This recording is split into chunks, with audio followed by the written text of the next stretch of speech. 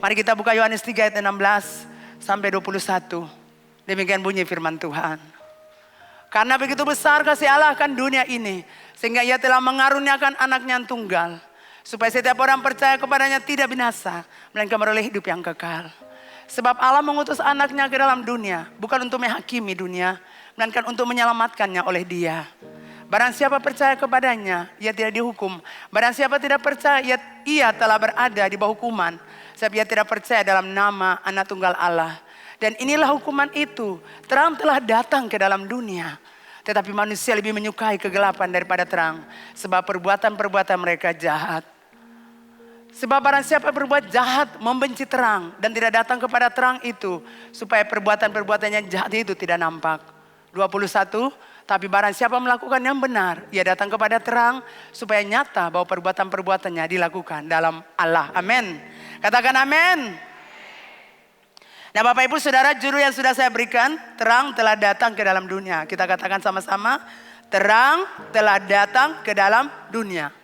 Bapak Ibu Saudara yang dikasihi Tuhan, salah satu ayat Alkitab yang sangat dikenal dalam kekristenan adalah Yohanes 3 ayat 16. Kita dari kecil sudah hafal-hafal itu firman Tuhan. Karena begitu besar kasih Allah akan dunia. Jadi kalau bicara Yohanes 3 ayat 16 itu bicara tentang cinta, tentang kasih daripada Allah. Hal ini menjadi alasan mengapa Allah berinkarnasi menjadi manusia. Karena Allah tidak menghendaki kita sebagai ciptaannya binasa. Saudara dengar, karena cintanya Dia mau datang. Karena Dia tidak mau kita binasa. Kasih itu bukan hanya untuk satu kelompok atau satu bangsa atau satu golongan. Tetapi kepada semua orang yang mau percaya kepada Yesus Kristus Tuhan akan mendapatkan keselamatan. Jadi kedatangan Tuhan Yesus ke dalam dunia itu adalah kabar baik. Kabar sukacita di tengah dunia yang akan binasa. Saudara tahu dunia itu akan binasa. Tetapi karena kasihnya untuk dunia, dikirimkannya anaknya datang untuk menyelamatkan saudara dan saya. Kedatangan Tuhan Yesus ke dalam dunia supaya manusia itu selamat. Katakan selamat. Supaya manusia itu berbahagia dan supaya manusia itu bersuka cita dalam hidupnya dan memperoleh hidup yang kekal. Saudara, Tuhan tuh mau kita bersuka cita dalam hidup. Amin. Saya saja kalau lihat saudara muka susah-susah saya tidak suka lihat. Apalagi Tuhan. Saya mau orang itu ceria saudara. Amin. Muka hati, mama mengerti lah masalah saya banyak tidak. Masalah ada di sana, masalah tetap ceria. Amin. Jadi kedatangan Tuhan Yesus ke dalam dunia supaya tujuannya manusia itu selamat. Manusia itu berbahagia. Manusia itu bersukacita dalam hidup. Karena kita hidup di dunia sementara. Kita akan kembali lagi. Jadi untuk apa kita tidak bahagia di bumi? Tujuan Tuhan kita bahagia dong. Allah mengutus anaknya ke dalam dunia. Bukan untuk menghakimi dunia. Tapi untuk menyelamatkannya. Amin. Puji Tuhan, saudara lihat. Dia begitu baik buat kita. Datang untuk selamatnya. Itulah sebabnya kitab suci disebut Injil. Atau kabar sukacita. Karena Allah telah menganugerahkan anaknya. Tadi kita baca Yohanes 3 ayat 16. Jadi tujuan penulisan Injil Yohanes adalah untuk menuntun orang supaya percaya kepada Yesus sebagai anak Allah. Sebab dialah yang diutus Allah untuk menyelamatkan manusia. Percaya kepada Yesus berarti kita mau hidup dalam terang Injil. Agar dapat mengikuti Yesus secara konsekuen dengan seluruh hidup kita.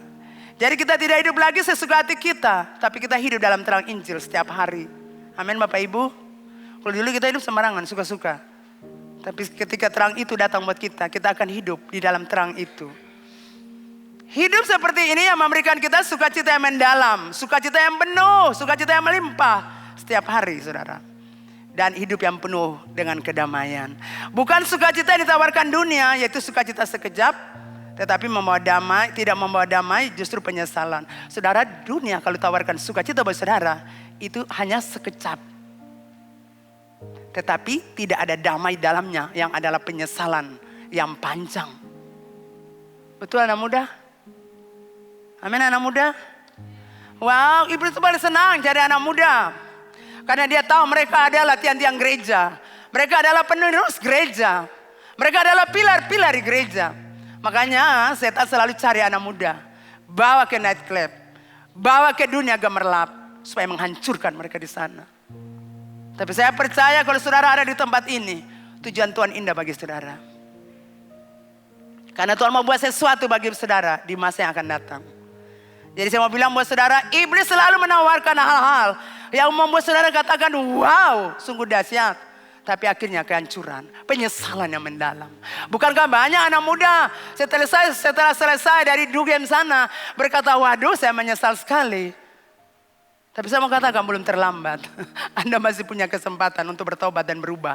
Amin anak muda. Dunia gemerlapan itu sangat menggoda, saudara. Betul anak muda? Dugem itu sangat menggoda, sangat. Dan betapa banyak anak-anak muda hancur di dunia itu. Bapak ibu saudara, kasih Tuhan itu tanpa syarat.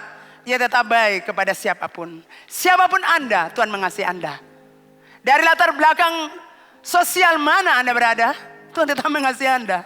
Entah engkau miskin, entah engkau terhina, engkau tidak dipandang di dalam dunia ini, tapi Tuhan mengasihi Anda.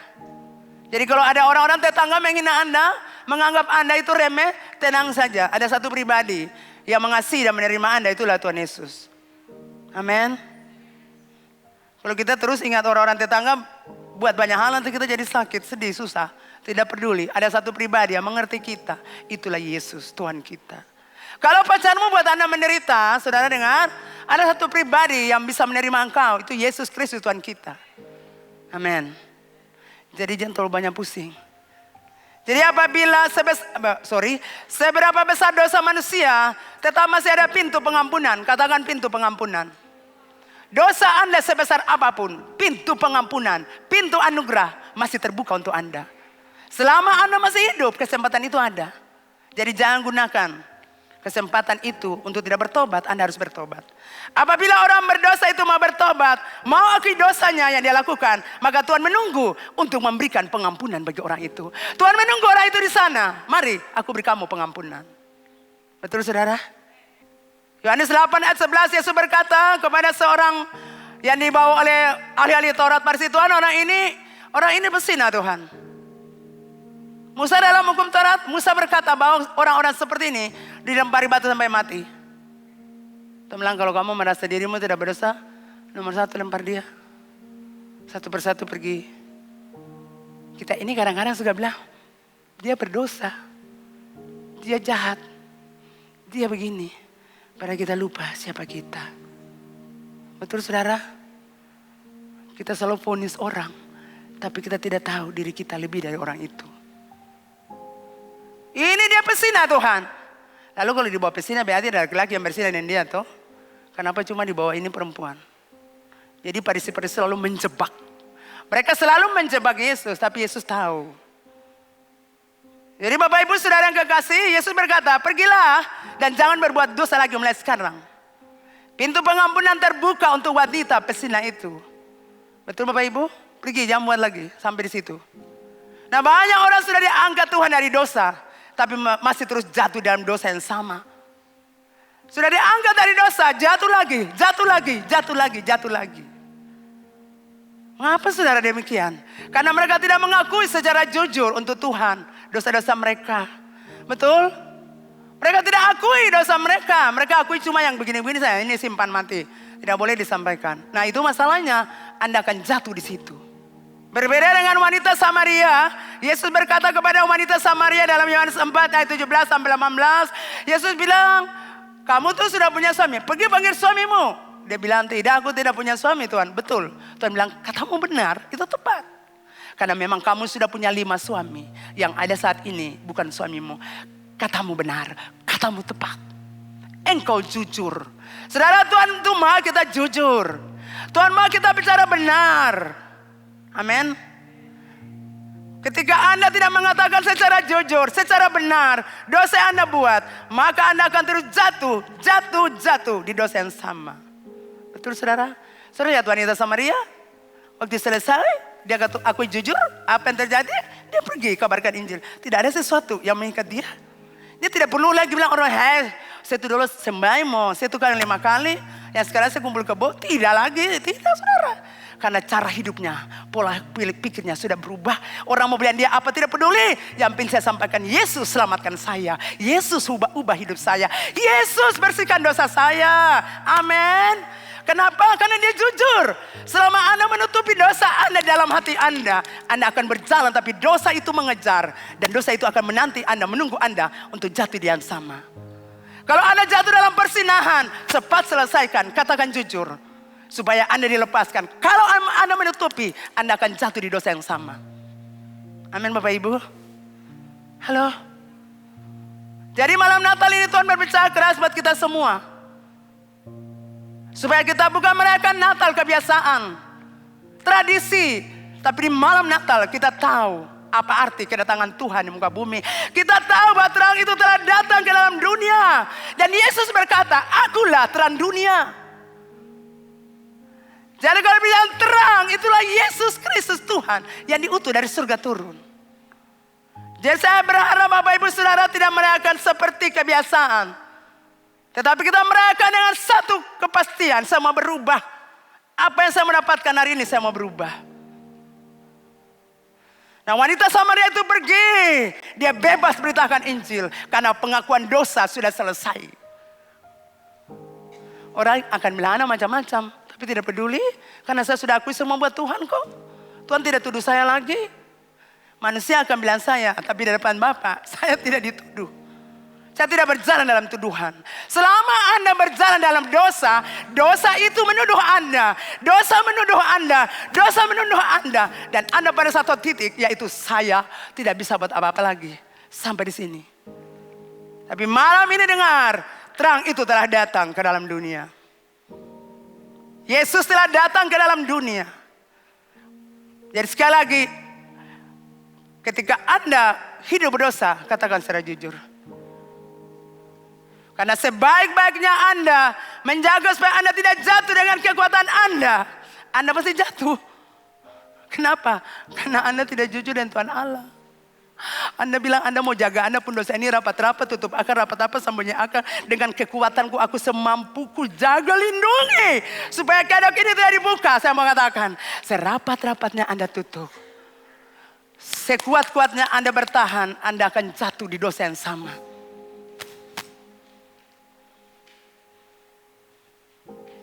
Banyak anak Tuhan jatuh di dosa yang sama. Lalu ketika jatuh, ini gembala mana ya? Gembala kok saya datang kunjungi? Kok hamba Tuhan tidak kunjungi? Saya mau buka Bapak Ibu Saudara jemaat dari Ambon yang di sini dengar. Ketika anak terhilang itu dia pergi. Apakah Bapak cari dia? Halo? Bapak cari dia? Bapak tidak pernah cari dia. Kenapa? Dia tahu benar. Tidak perlu cari dia. Dia sudah tahu kebenaran. Dia hidup dengan Bapa. Dia sudah tahu siapa Bapa. Dia sudah tahu nasihat Bapa. Dia sudah tahu Bapanya. Dia sudah mengenal Bapanya. Dia sudah tahu jalan-jalan hidup Bapanya. Aturan-aturan Bapanya. Makanya Bapa tidak pergi cari dia. Siapa yang cari dia? Dia pun diri sendiri yang harus kembali buat Bapa. Dan ketika dia punya inisiatif kembali, maka Tuhan buka tangan untuk sambut dia. Amin saudara. Banyak kali Anda jatuh dalam dosa. Jatuh. Dan menunggu orang datang untuk angkat. Saya mau bilang, ini waktunya Anda berdiri jualan, berjalan. Bayangkan kalau kau tinggal angka-angka Anda lah. Siapa mau pisah di muka sana. Sedang ini masa percepatan. Kau harus cari orang sebanyak mungkin datang untuk mengenal Tuhan di gereja ini. Bukan untuk penuh gereja, saudara, bukan. Supaya orang tahu siapa Tuhan. Anda sudah lama kenal Tuhan, saudara. Tapi Anda jatuh dan Anda menunggu gembala datang angkat. Saya harap Anda dewasa. Amin Bapak Ibu.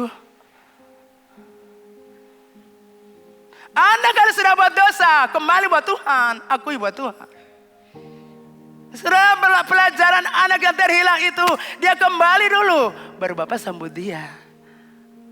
Ganti pakaiannya. Taruh cincin di tangannya, taruh sepatu di kakinya. Buatlah pesta. Aku senang anakku kembali. Itu baru bilang. Nah Bapak Ibu sudah ada dikasih Tuhan, ingat kisah Anania dan Safira. Mereka tidak jujur, mereka tidak berkata benar dengan pendeta Petrus. Memang karakter dasarnya memang suka berbohong. Tidak jujur dan bicara tidak benar. Dan apa konsekuensinya? Kematian. Jadi Anda mungkin tidak mengalami kematian secara fisik. Tetapi roh Anda mati. Saya mau katakan buat Bapak Ibu Saudara. Jemaat dari Ambon dan semua para pelayan Tuhan. Anak-anak Tuhan, pelayan-pelayan Tuhan. yang melayani di rumah Tuhan ini dengar. Banyak orang-orang mengalami kematian roh. Mengapa? Karena kompromi dengan dosa. Orang tidak mati secara fisik, tapi rohnya mati. Kalau roh sudah mati tidak bisa berhubungan dengan Tuhan. Jadi jangan Anda kompromi dengan dosa. Sebagai hamba-hamba Tuhan, pelan-pelan Tuhan, anak-anak Tuhan, jangan kompromi dengan dosa. Kalau dia bersalah, bilang Ali bersalah. Ali mau marah, beta yang masalah, tapi kita mesti bilang Ali salah. Nah banyak anak-anak Tuhan, pelan Tuhan akhir zaman ini kehilangan Tuhan, memilih kehilangan Tuhan, memilih kehilangan api Tuhan karena kompromi dengan dosa. Saya sudah bilang buat semua staf, saya tidak akan rasa rugi kalau kehilangan orang pergi.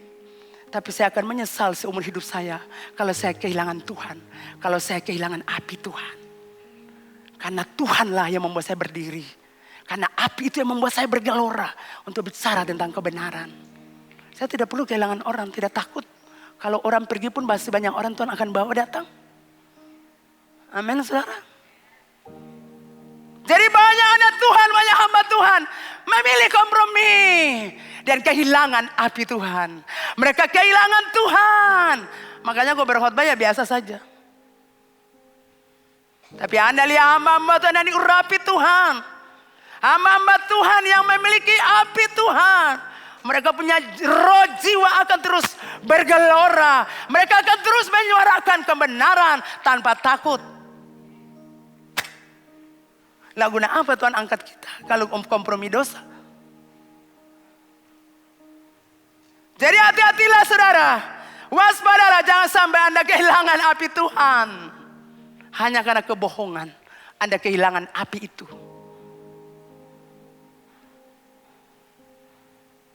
Saudara dulu suami saya masih hidup. Kalau saya ada masalah, tidak nyaman di hati. Saya cepat selesaikan. Saya bilang beres. Saya takut kalau ada orang telepon saya. Lalu saya akan berdoa dengan mereka. Karena saya tahu.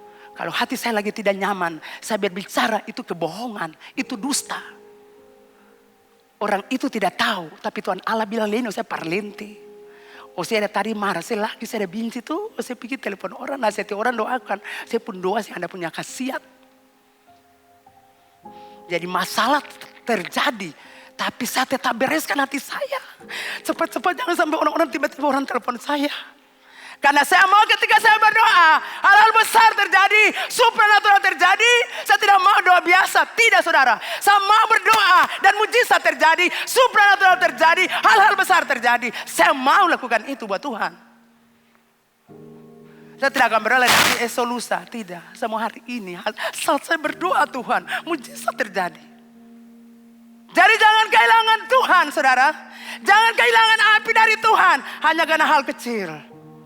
Hanya karena Anda kompromi dengan dosa orang itu.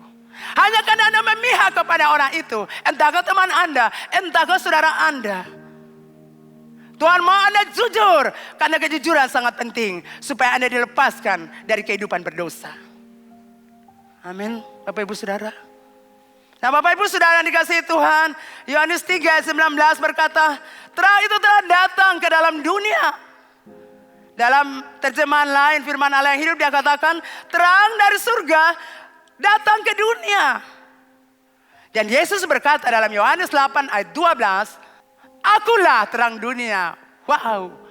Barang siapa mengikuti aku yang tidak akan berjalan dalam kegelapan. Melainkan yang akan mempunyai terang hidup. Yesus memproklamirkan dirinya sebagai terang dunia. Amin. Yesus katakan aku terang dunia. Aku diutus dari Bapa. Amin saudara. Bahkan Yohanes 9 ayat 5 berkata. Selama aku dalam dunia, akulah terang dunia. Tapi firman Allah berkata.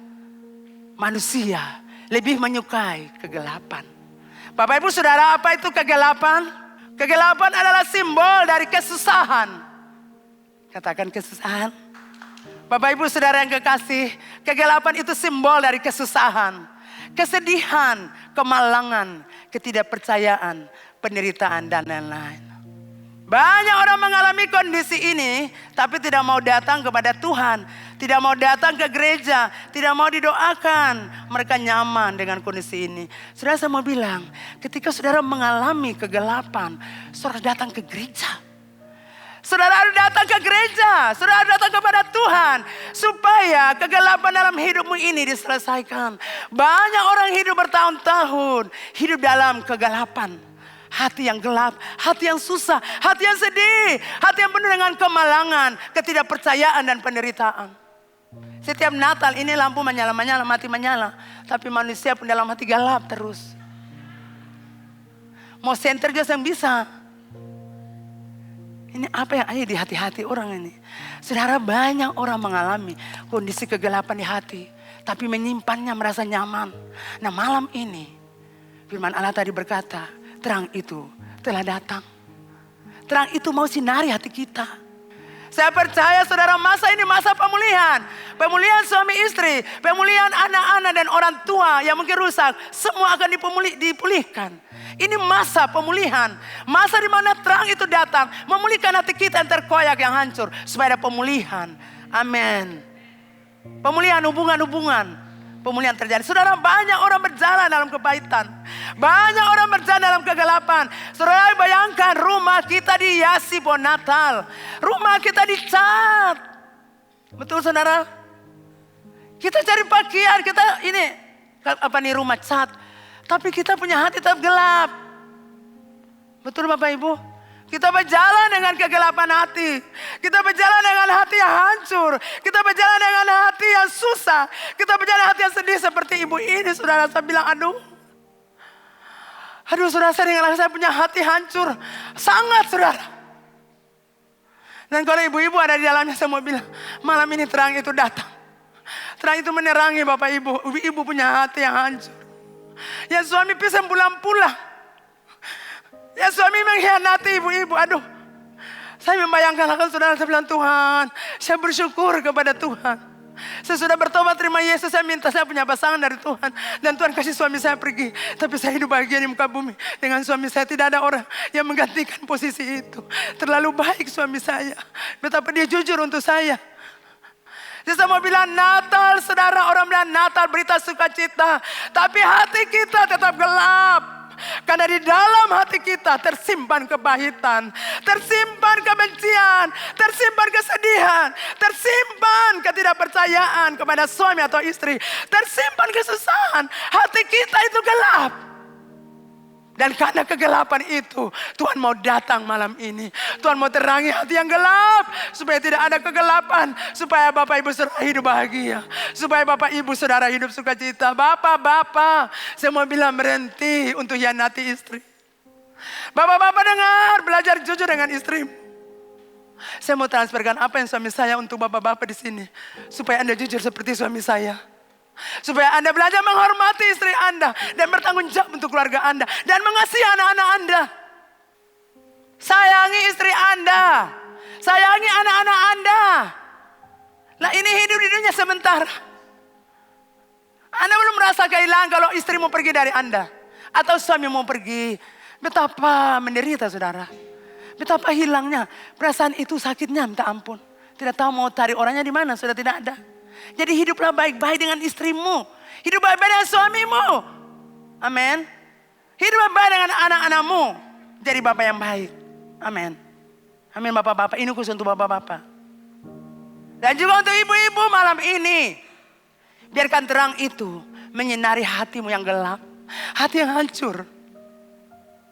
Hati yang kesepian. Biarlah terang itu menyinari hatimu. Terang sudah ada. Firman Tuhan tadi katakan, tapi manusia lebih sukai kegelapan. Mengapa saudara?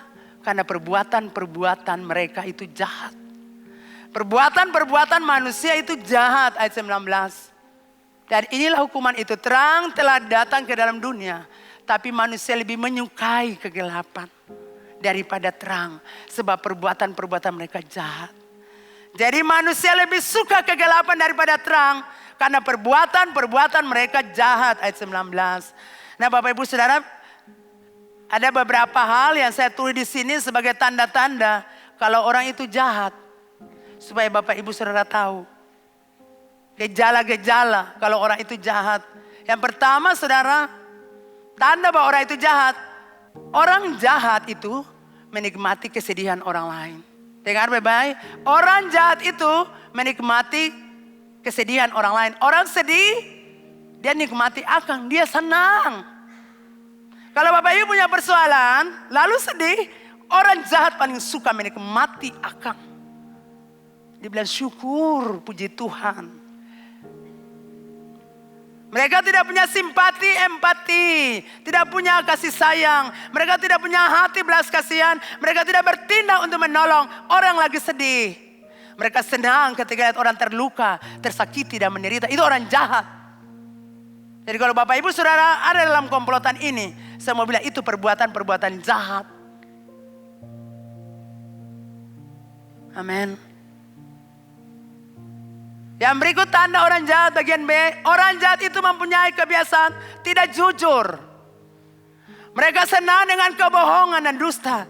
Mereka merasa aman dan nyaman dengan ketidakjujuran mereka. Mereka rela tutupi kebohongan mereka dengan kebohongan yang baru. Jadi sudah bohong ini, nanti bikin kebohongan yang baru lagi. Itu orang jahat saudara, tanda-tanda orang itu jahat. Makanya perbuatan-perbuatannya itu jahat. Tidak suka terang. Karena perbuatannya itu jahat. Yang bagian C, mereka itu punya banyak teman. Tapi tidak punya sahabat. Orang jahat itu pun teman paling banyak. Orang yang ikut dia ribuan saudara. Tapi dia tidak punya sahabat. Mengapa? Karena saya ada cocok dengan dia. Orang yang cocok, yang betah berlama-lama dengan orang jahat itu. Orang jahat itu merasa kesepian tapi tidak tahu kenapa. Karena orang menjauh dia karena dia punya sifat. Itu orang jahat. Jadi jangan jadi orang jahat. Orang jahat orang suka bergaulin dong. Orang sudah boleh kejahatan, pindah dari dia. Orang tahu dia, nah, makanya orang pindah karena sifatnya yang jahat. Tapi ikut orang jahat itu sering merasa tidak terima. Kalau orang jahat dimarahi, saya bisa terima. Betul sama begitu. Kalau dinasihati, tidak mau terima. Kalau diganggu dia, tidak mau terima. Serba tidak terima. Kalau dia ada duduk, kita berdua, tidak. Dalam segala hal dia tidak mau terima. Jadi saya mau bilang, itu orang jahat.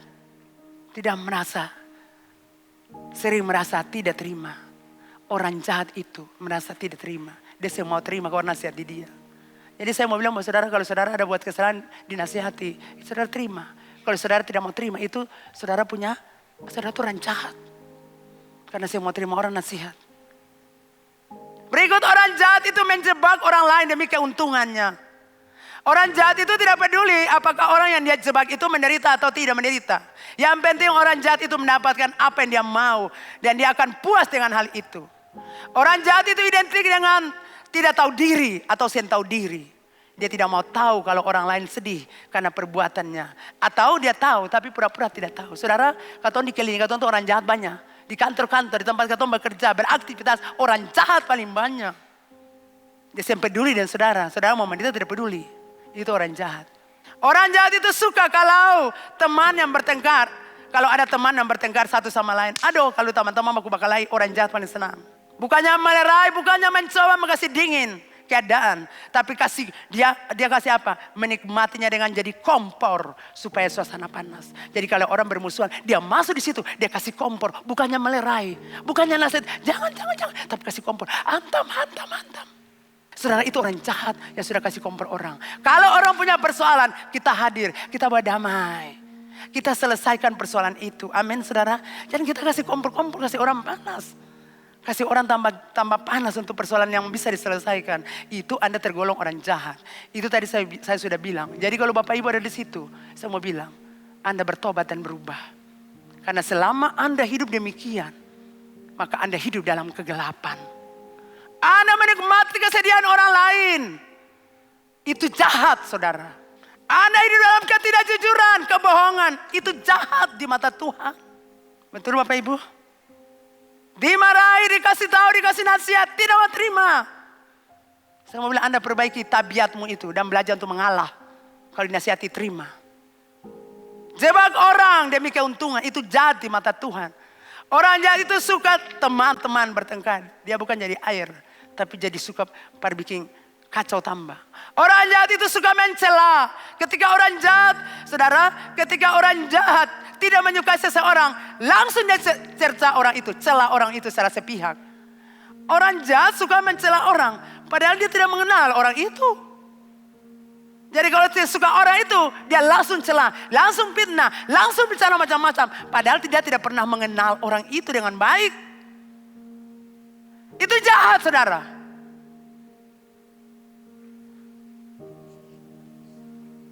Itu perbuatan-perbuatan jahat. Suka cela orang, suka hakimi orang, suka fitnah orang. Amin. Jadi itu ciri-ciri daripada orang jahat yang saya bilang tadi. Menikmati kesedihan orang lain, mempunyai kebiasaan tidak jujur, kemudian punya banyak teman tapi saya pun sahabat. Karena saya cocok. Orang saya suka orang jahat ini, karena apa? Mau ambil keuntungan saja. Suka cela orang. Jadi saya mau bilang, kalau Bapak Ibu ada di dalamnya, bertobatlah. Itu perbuatan-perbuatan yang jahat.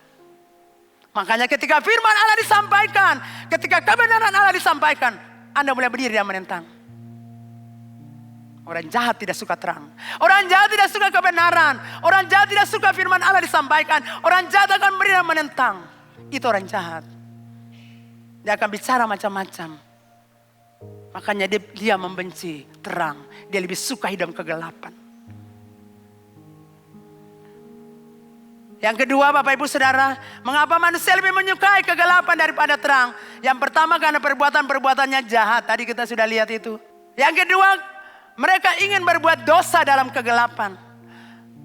Makanya dia lebih menyukai kegelapan. Dia benci terang karena ingin berbuat dosa dalam kegelapan. Mereka ingin berbuat dosa dalam kegelapan. Ayat 21. Tapi barang siapa melakukan yang benar, ia datang kepada terang supaya menjadi nyata bahwa perbuatan-perbuatan dilakukan di dalam Allah. Mereka ingin berbuat dosa di dalam kegelapan. Mungkin salah ya, ayat 20 mungkin. Sebab barang siapa berbuat jahat, membenci terang dan tidak datang kepada terang, supaya perbuatan-perbuatan yang jahat itu tidak nampak. Jadi benci terang, tidak datang kepada terang karena perbuatan-perbuatannya jahat. Mereka ingin berbuat dosa dalam kegelapan. Itu di dalam firman Allah yang hidup, terjemahan yang lain dikatakan demikian. Mereka ingin berbuat dosa dalam kegelapan, makanya mereka benci terang. Perbuatan-perbuatan kegelapan seperti apa, Bapak Ibu Saudara? Tadi saya lihat Rasul Paulus menulis kepada jemaat di Efesus dalam Efesus 5 ayat 3 sampai 5. Tetapi percabulan dan rupa-rupa kecemaran atau keserakahan disebut saja pun jangan di antara kamu, sebagaimana sepatutnya orang kudus. 4. Demikian juga perkataan yang kotor, yang kosong atau yang sembrono, karena hal ini tidak pantas, tapi sebaliknya ucap syukur. 5. Karena ingatlah ini baik-baik, tidak ada orang sundal, orang cemar atau serakah, artinya penyembah berhala, yang mendapat bagian dalam kerajaan Allah. Wow.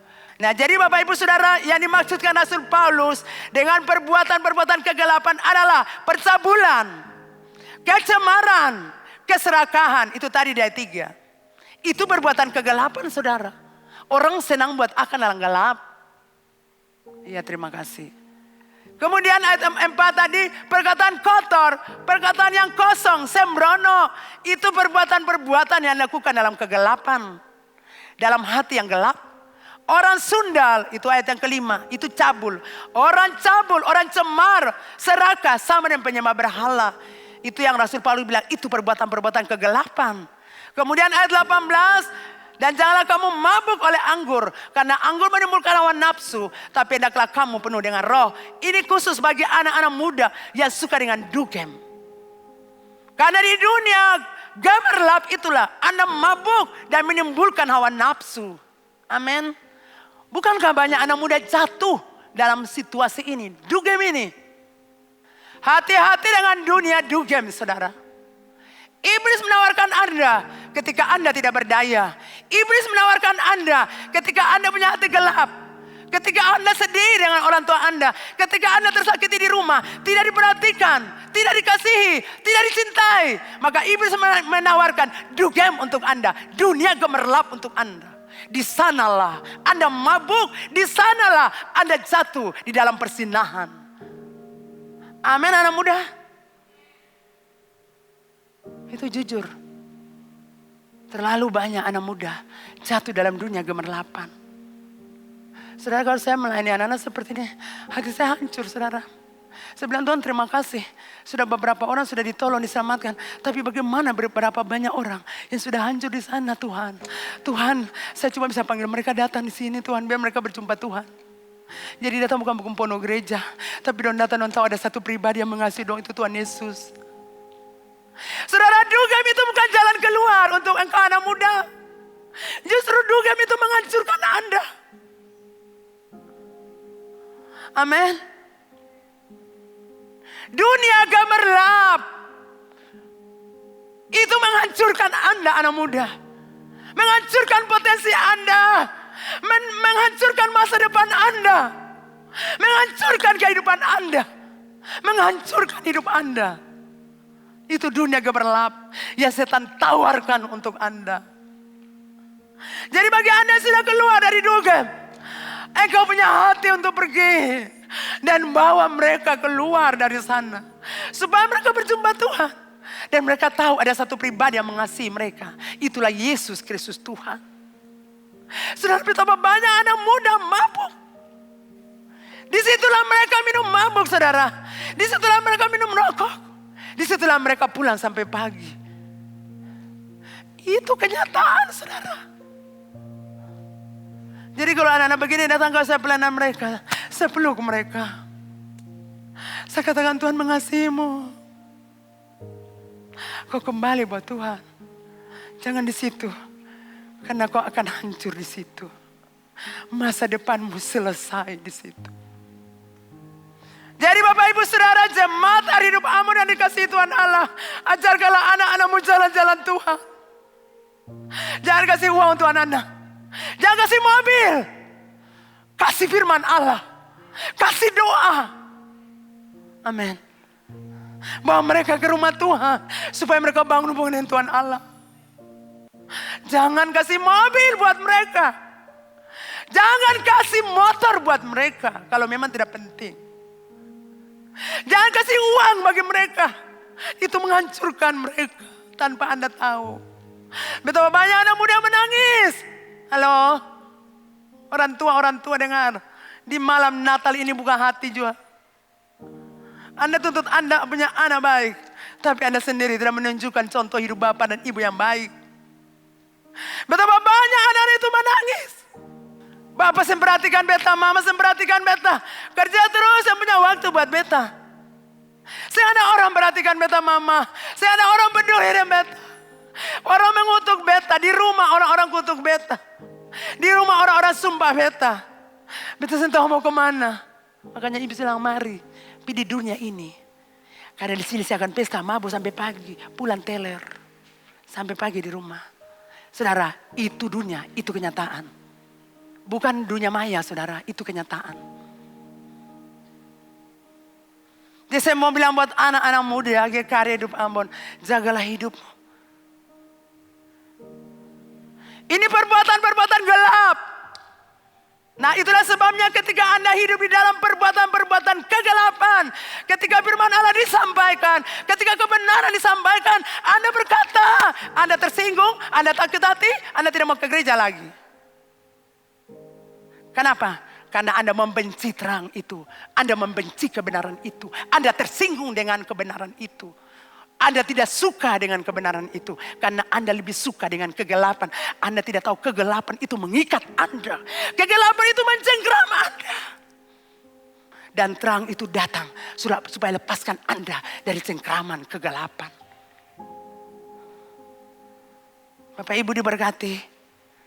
Dan yang ketiga, mengapa manusia lebih menyukai kegelapan daripada terang? Pertama, perbuatan-perbuatan mereka jahat. Ayat yang ke-19. Yang kedua, mereka ingin berbuat dosa dalam kegelapan. Tetapi itu tujuannya menghancurkan. Yang ketiga, mereka takut dosanya ketahuan. Lalu dihukum ayat 20. Sebab barang siapa berbuat jahat membenci terang. Dan tidak datang kepada terang itu supaya perbuatan-perbuatan yang jahat itu tidak nampak. Jadi Mereka tidak mau datang kepada terang karena takut ketahuan mereka punya dosa. Nah Bapak Ibu Saudara, kita mau tutup dosa sampai di mana tetap terang itu akan meneranginya. Amin. Kita mau tutup dosa sampai mana tetap Tuhan tahu kita punya dosa. Dalam gelap sekalipun Tuhan lihat. Amin. Tuhan bukan mata kita yang kabur. Lalu ini siapa ya? Siapa sayang? Saudara pacaran yang istri orang di bawah pohon pisang, Tuhan tahu. Jadi Tuhan mau kita berhenti saudara. Kita mulai menyukai terang. Kita mulai menyukai firman Tuhan. Amin. Coba ayat 21 tadi. Yohanes 3 ayat 21. Barang siapa melakukan yang benar, ia datang kepada terang. Orang kalau hidup dalam kebenaran firman Tuhan mau padis, mau racong apa sekalipun don suka dengar akang. Amin. Kan semua saya bisa bilang amin tuh. Karena selalu tersinggung. Ini kau sudah mulai bilang penipu nih siapa nih mama pun tujuan. Saya ada. Kata semua nih dibilang. Supaya kau tuh mawas diri jangan. Amin. Nah jadi Bapak Ibu Saudara yang dikasihi Tuhan. Kegelapan itu adalah wilayah iblis. Katakan wilayah iblis. Tapi terang adalah wilayah Allah. Jadi berbicara tentang terang itu berbicara tentang transparan, terbuka. Kalau kita bicara tentang terang, itu berbicara tentang transparan atau keterbukaan, tidak ada tertutup. Alkitab berkata terang itu bercahaya dalam kegelapan dan kegelapan tidak dapat menguasainya. Terang pasti mengalahkan kegelapan. Itu berarti lingkungan kita tidak bisa pengaruh kita. Kita tinggal mungkin di lingkungan pemabuk, tapi lingkungan itu tidak bisa pengaruh kita karena kita orang terang. Lingkungan itu mungkin judi, tapi kita tidak akan pernah berjudi karena kita adalah terang. Amin. Terang akan terus memancarkan sinarnya. Karena itulah jati dirinya. Di mana terang ada, dia tetap memancarkan terang di situ. Orang ajak dia main king-king tidak akan pernah, tidak mau. Juri-juri tidak akan pernah mau. Mau baku pukul tidak akan pernah mau. Walaupun dulu dia mantan baku pukul terkenal. Tapi dia tidak akan pernah mau lagi. Amin. Mau baku bakalai tidak lagi. Karena dia tidak dikuasai oleh kegelapan lagi. Jadi Bapak Ibu Saudara pastikanlah bahwa terang itu ada dalam diri Bapak Ibu Saudara dan bukan kegelapan. Katakan amin. Katakan terang ada dalam diriku. Terang ada dalam diriku. Amin. Jadi Bapak Ibu Saudara yang kekasih Tuhan mau kita punya terang dalam hidup ini. Terang itu mengalahkan semuanya. Ini kata berperan dengan orang-orang gelap saudara. Saudara sekarang kan anak terang berhadapan dengan orang-orang gelap. Saudara kadang-kadang aduh rasa mau baku pukul. Saya percaya saudara pingin mau pukul orang, mau tampar orang itu saja. Tapi aduh Tuhan nih duduk sapu dada kembali. Sapu dada terus. Saudara tenang, itu berarti ada sesuatu besar yang Tuhan mau kasih. Karena Tuhan tahu hibur kita lewat satu peristiwa yang menyakiti kita. Tuhan tahu untuk melepaskan sesuatu untuk buat kita senang. Jadi jangan lihat menderitanya. Lihat sesuatu besar yang Tuhan mau lepaskan. Kalau Anda lihat peristiwa itu Anda punya sakit hati. Lalu kegelapan datang. Ketika iri, mulai benci, mulai sakit. Itu hati mulai gelap. Kalau hati gelap, Lukas saudara di muka pintu. Kenapa lihat akan saudara? Kenapa lihat? Karena kegelapan tutup saudara mata. Amin. Selama hati gelap, kau tuh bisa lihat mujizat. Tapi selama hati ini sudah diterangi dengan terang. Kita akan melihat mujizat-mujizat supranatural terjadi dalam hidup kita. Amin. Terang membuat manusia merasa nyaman dan aman, betul? Lampu mati kan belakangan ini. Kalau lampu mati rumah gelap, aduh sesak napas. Tapi kalau terang datang, kita nyaman dan aman. Demikian juga dengan kehidupan rohani kita. Dosa menguasai manusia sama seperti kegelapan menguasai malam. Itulah sebabnya manusia membutuhkan terang agar tidak hidup lagi dalam kegelapan dosa. Tidak ada satu dosa yang tidak dapat diatasi oleh terang. Tidak ada satu dosa yang tidak dapat diselesaikan oleh Allah. Bapak Ibu Saudara, kita semua pernah gagal, pernah jatuh dalam dosa. Tapi dengar, Tuhan sanggup untuk menolong kita. Tuhan sanggup untuk menyelesaikan dosa itu. Makanya terang itu datang, amin. Yesus itu datang untuk menerangi hati kita. Untuk menerangi hidup kita. Untuk menyelesaikan persoalan-persoalan kita yang ruwet. Mungkin saudara berkata, Tuhan kenapa tertutup terus jalan ini. Tapi saya mau katakan jalan ini akan dibukakan. Selama hati ini dibukakan untuk kebenaran, untuk terang, Anda akan lihat mujizat. Pulang dari rumah Anda akan lihat mujizat. Keluar dari tempat ini, dari gereja, Anda akan mendengar berita-berita yang menyenangkan Anda. Tadinya Anda sedih susah, tapi waktu keluar, Anda akan mendengar telepon yang mengatakan hal-hal yang membuat Anda kaget. Ya Tuhan, saya tidak pernah berpikir, tapi Tuhan lakukan buat saya. Karena Tuhan mengasihi Bapak Ibu. Terang telah datang ke dalam dunia. Yesus Kristus telah datang ke dalam dunia. Dan ia membawa hidup yang berkemenangan. Amin. Firman Tuhan tadi berkata, Yesus datang bukan untuk hakimi kita, saudara. Tapi dia mau datang buat damai. Bawa sukacita buat kita, bawa kebahagiaan. Yesus datang bawa kemenangan buat kita. Mungkin Anda terus kalah. Tapi saya mau katakan, Yesus datang malam ini dia hadir untuk memberikan saudara kemenangan. Kemenangan atas segala persoalan yang Anda alami. Mungkin Anda gagal terus. Tapi malam ini Tuhan angkat dari kegagalan. Dan Tuhan berikan Anda kemenangan. Tuhan senang Anda tertawa. Tuhan senang Anda tersenyum. Tuhan mau Anda diberkati. Dan saya percaya ketika Anda diberkati, Anda tersenyum, Anda tertawa. Dan itu membuat Tuhan di surga juga senang dan tertawa. Kalau kita kasih barang buat anak-anak kita, bukankah anak-anak kita senyum? Aduh Bapak dangkel, aduh Mama paling bagus barang ini. Demikian juga Bapak di surga. Dia melepaskan berkat bagi Bapak Ibu saudara di malam Natal ini. Bukan besok Bapak Ibu, malam ini. Tuhan akan memberikan kemenangan. Jangan tinggal lagi dalam kegagalan. Jangan tinggal lagi dalam kegelapan, amin. Yesus mengasihi Bapak Ibu Saudara. Yesus bukan saya mengasihi tapi mencintai Bapak Ibu Saudara. Yesus mengasihi engkau Bapak-bapak rumah tangga. Yesus tahu engkau ingin membuat istrimu, anak-anakmu bahagia. Saya percaya banyak bapak-bapak di sini ingin buat istri-istrinya dan anak-anaknya bahagia. Saya percaya. Dan itulah sebabnya Tuhan mau memberikan apa yang kau inginkan. Untuk membuat istri dan anak-anakmu bahagia. Malam ini surga terbuka. Dan Tuhan akan melepaskan bagi bapak-bapak yang merindukan, menginginkan untuk membuat istrinya dan anak-anaknya bahagia. Tuhan melepaskannya berlimpah-limpah untuk Anda. Tuhan mengasihimu ibu-ibu rumah tangga. Tuhan dengar eranganmu. Tuhan dengar doamu yang naik setiap pagi. Tuhan mendengar doamu ketika engkau berseru. Tuhan dengar kerinduan hatimu. Tuhan lihat ketika engkau berdiri dan berteriak. Dan Tuhan mengasihi engkau.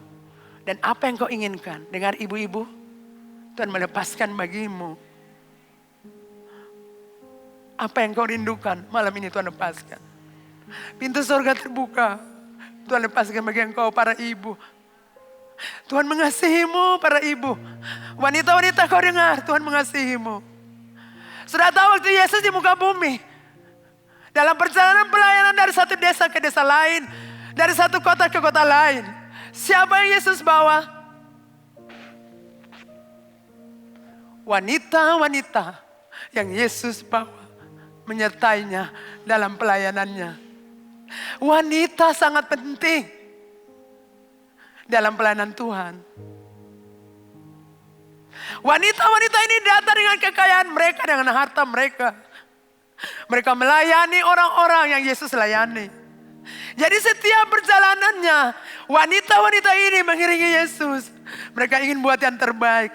Anda wanita dengar, ada hidup Ambon. Kau sudah tahu melayani Bapa.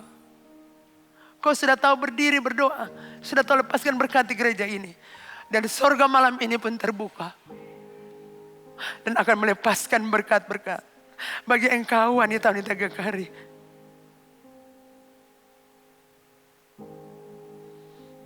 Tuhan melepaskan bagi engkau.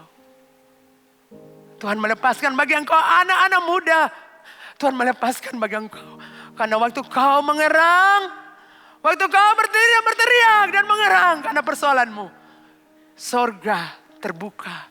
Dan malam ini malam yang penuh kemenangan. Untuk engkau anak muda. Siapapun Anda yang hadir malam ini. Di malam Natal yang berbahagia ini. Dengar, Yesus mengasihimu. Yesus peduli dengan hidupmu. Yesus peduli dengan persoalan-persoalan berat. Yang sementara kau hadapi. Yesus peduli dengan air mata kesedihan. yang masih melekati hatimu. Yesus peduli dengan masa depanmu. Yesus peduli dengan kerinduan dan keinginan hatimu.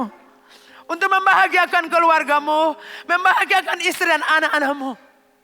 Yesus peduli. Amin. Di sini, di malam ini, di gereja ini, di karya hidup Ambo, di mana mujizat-mujizat supranatural terjadi, Anda akan mengalaminya juga saat ini. Engkau akan melihatnya karena surga terbuka dan mendengar erangan doa-doa yang Bapak Ibu Saudara naikkan di hadapan Tuhan. Yesus berkata, akulah terang dunia. Aku telah datang ke dalam dunia. Tinggalkanlah hidup yang gelap itu. Datanglah padaku. Karena ketika engkau datang, terang itu akan menyinari hidupmu. Dan engkau akan melihat kemenangan. Dan semua yang percaya katakan, amin.